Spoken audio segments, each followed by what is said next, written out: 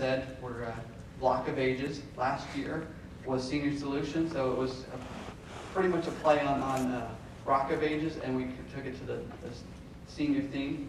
So here we go. My name's Kaylin, and what I learned most in FLL is how to work as a team.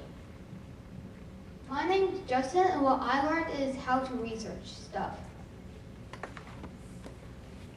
My name is Josh, and I learned how to work as a team.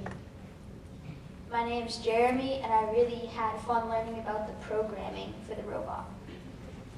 My name's Timothy, and I learned how to talk to judges and in front of people, which I'm kind of doing right now. And that's a helpful skill for me later on in life. My name is Nathan, and I learned a lot about building robots and programming them. So you can see we've got kids here, from all ages. And the good news for you is that I've graduated 6 of these kids out of the program, so you guys have a clear shot at the state championship this next year. So don't worry. The great thing is that all these kids go on to other things, such as FRC, and keep going with robotics or keep going with technology. And it really is a great program. Now, you keep hearing about these tournaments, and as rookie coaches, you want to know what to expect.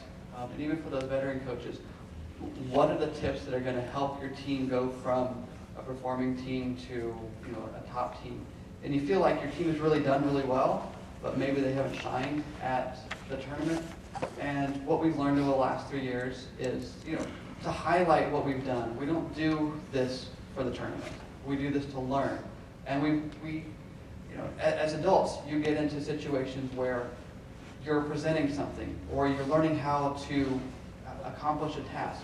And what these kids do is they learn how to prepare for a tournament, and they learn how to talk to judges.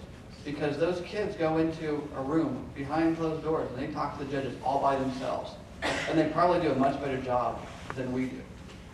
Because they don't have some of the nervousness or some of it. I'm a software engineer. I don't want to get up here and stand up here and talk to everybody. I don't want to lead kids and tell them what to do. I want to sit down and program something and tell a computer what to do.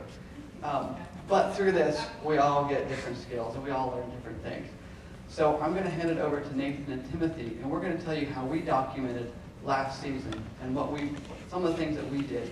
And you can see where it's successful and where some of these things that we've done really can be shown to the judges. And we'll try to show these boards that we do for the year. And we'll hold them up for those of you that are in the back. And we'll have them afterwards if you do want to come and see them. So Timothy, Nathan, take it away. So as Coach Andy mentioned, we do a lot of learning, but it's important that we show the judges what we learned, or else we're not going to get scored very well. So on this is our project board. Last year our project was on hypertension, which is high blood pressure, and we wanted to monitor our patients' blood pressures and send it to an online database so that the doctor can know his patient's blood pressure levels at all times. So here in the middle we have our problem, and we documented our solution in different pictures so that the judges can see what our idea was. Then over here we have our research, and we talked to many professionals while doing our research, and it was important that we labeled them, had pictures of them, so that the judges could see all the different aspects of our research we could do. And then last year we had to have a senior partner, and we based our problem off of one of the problems that he was having. So our senior partner was Charles Hires Lux, and we have him over here to show the judges our senior partner. So we documented all of our projects, and then we could also, in our room, if we were left without anything to say, we could look back at our board and we could not read stuff, but use that as a guideline for what we're going to say next. So for the actual research part of it, we did a lot of our research on the internet, but as you know, you cannot trust the internet for everything. So what we did, like Timothy mentioned, is we talked to some experts. So we basically fact-checked a bunch of things to make sure that, okay, is this true? They go, yes. Or, is this wrong? Yes, you need to change this. So we talked to a lot of experts, and we wrote down a bunch of notes.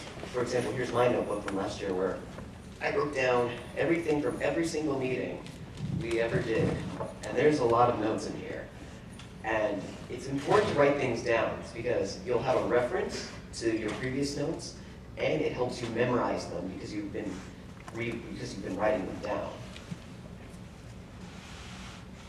So now we can talk about the robot. For the robot, for this board we did a lot in chronological order. So in the beginning of the season, we started out with everybody taking home an NXT and building a robot with different designs in mind. So then we could take portions of everybody's design and add it to the final robot, the best portions. So right here we have pictures of our prototype robots that everyone brought home, and then we have little descriptions on them. And then right here, all of this led into the final design, and then we also have little notes on how it works and the different attachments it has, and all the other sort of things. We really wanted to highlight on this board the main things that made our robot special, and that was our quick attachment system. It was a modular attachment system that you just basically put over the robot, and then the gears would just latch it, and you'd have, voila, a new attachment. So it reduced the amount of time we had to spend in base. So over here we have all of our attachments, and we got to highlight that to the judges, pointing them out in the project rooms. Yeah, it's important to highlight what's unique about your robot and maybe what's cool about your robot, at least what you think is cool. Because the judges are looking for that sort of thing. How is your robot unique and how is it going to perform?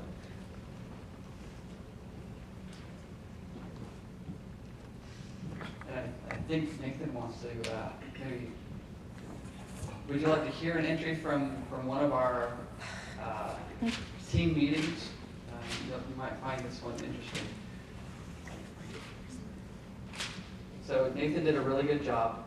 After every meeting, he would go home and he would write what we did during this meeting, how he felt about something, what the next meeting might be about, or thoughts for next time. So it's really good about, one of the things that we learned a couple seasons ago was Thomas Edison. He took, he was furious at taking notes and always recording everything. So he could go back, just like they said, and figure out if something went wrong, why it went wrong. He could do that just from his notes. I think it was earlier in the season. It was earlier.